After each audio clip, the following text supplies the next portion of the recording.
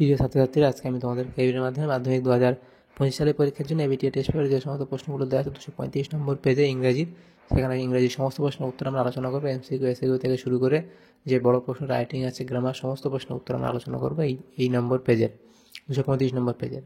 তো ভিডিওটা শুরু থেকে শেষ অবধি অবশ্যই তোমরা দেখবে। আর চ্যানেলে যদি তোমরা নতুন হয়ে থাকো অবশ্যই তোমরা চ্যানেলটাকে সাবস্ক্রাইব করে রাখবে পরবর্তী পেজগুলো প্রশ্ন উত্তর পাওয়ার জন্য। এবং এর আগের যে পেজগুলো ছিল সেই পেজগুলোর প্রশ্ন উত্তর আমরা অলরেডি আলোচনা করে দিয়েছি চ্যানেলে।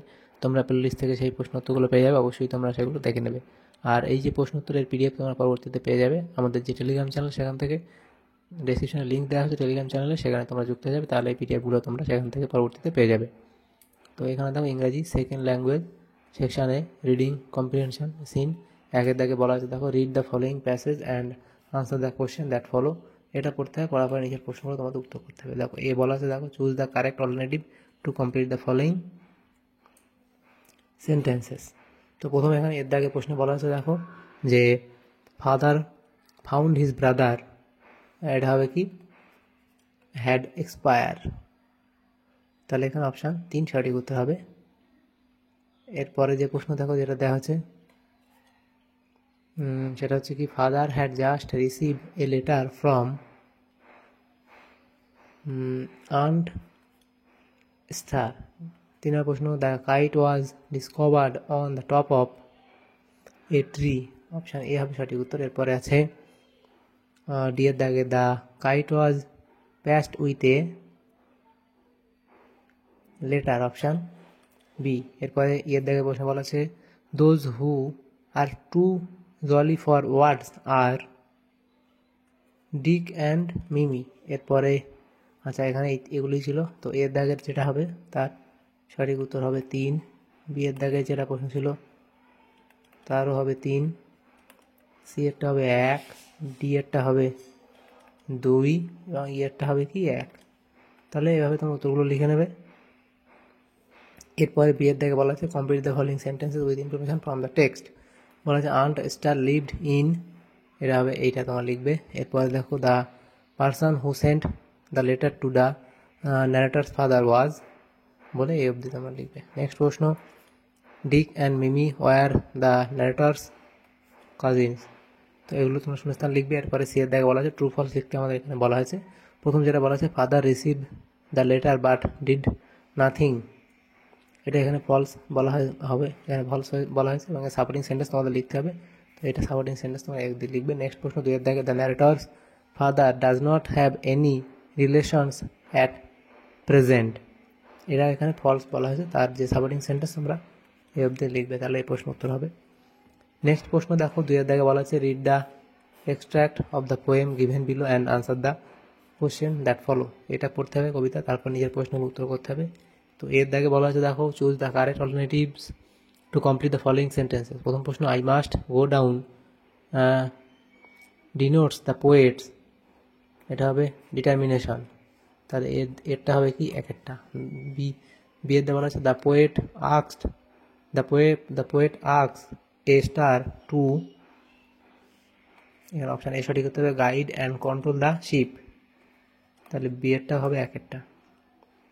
সি বলা আছে, দেখো the phrase the sea's face in the last line is an example of, এটা হবে পার্সোনিফিকেশান, তাহলে সি এরটা কী হবে 2।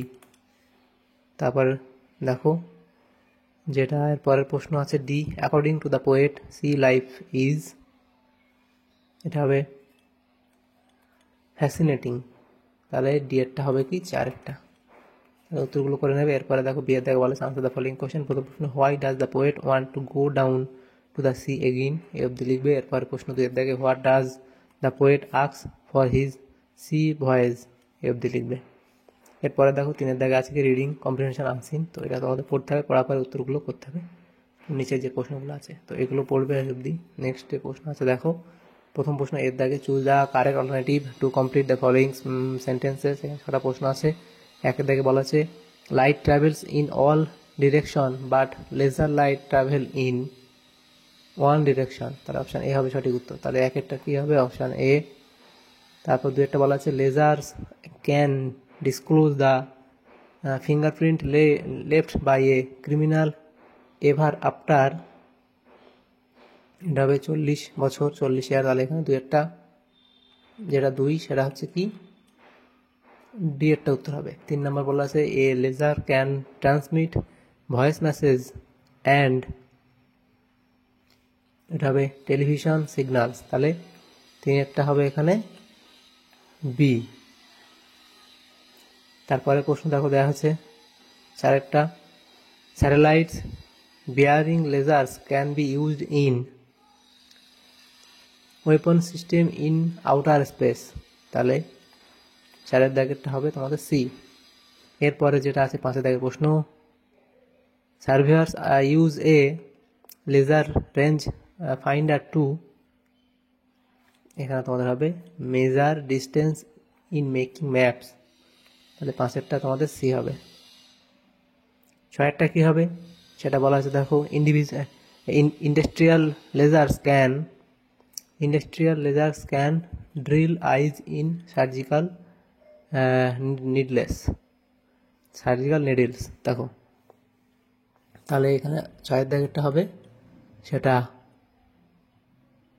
Option D. তাহলে এগুলো তোমরা লিখে নেবে উত্তর। নেক্সট প্রশ্ন বিয়ের দাগে এখানে ট্রু ফলস লিখতে বলা আছে এবং কেন ট্রু কেন ফলস আর সাপোর্টিং সেন্টেন্স লিখতে হবে। প্রথম প্রশ্ন, the laser has just one use, এটা এখানে ফলস বলা আছে, সাপোর্টিং সেন্টেন্স তোমরা এফ দিয়ে লিখবে। নেক্সট প্রশ্ন, in scientific research scientist are experimenting with lasers to cut ice, তো এটাও এখানে তোমাদের ফলস বলা হয়েছে। তার সাপোর্টিং সেন্টেন্স তোমরা লিখবে এ অবধি।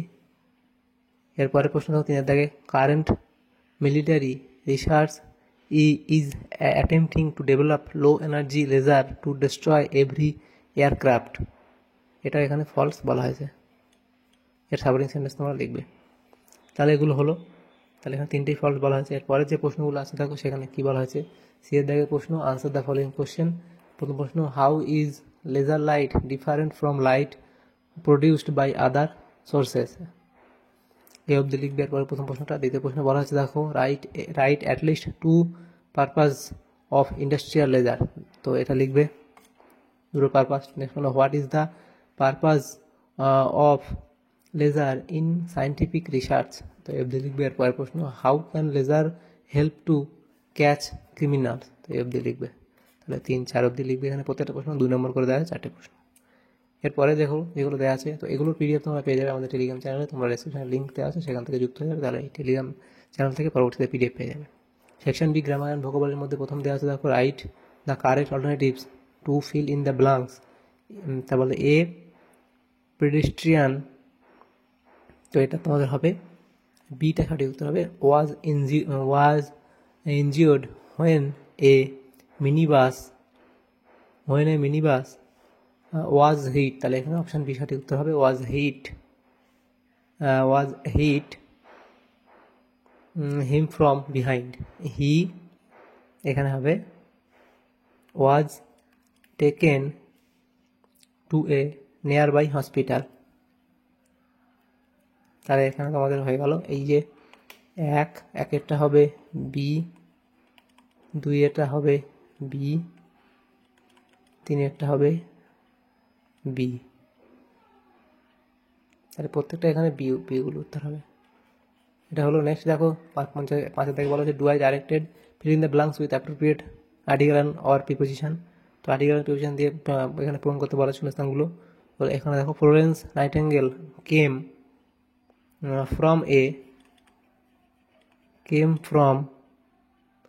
from a noble family. She was born in Florence when King George IV was the ruler of England, তাহলে এগুলো হলো। এরপরে প্রশ্ন দেখো বিয়ের দাগে, এখানে যেগুলো ভয়েস চেঞ্জ করতে বলা আছে সেটা এখানে লিখবে।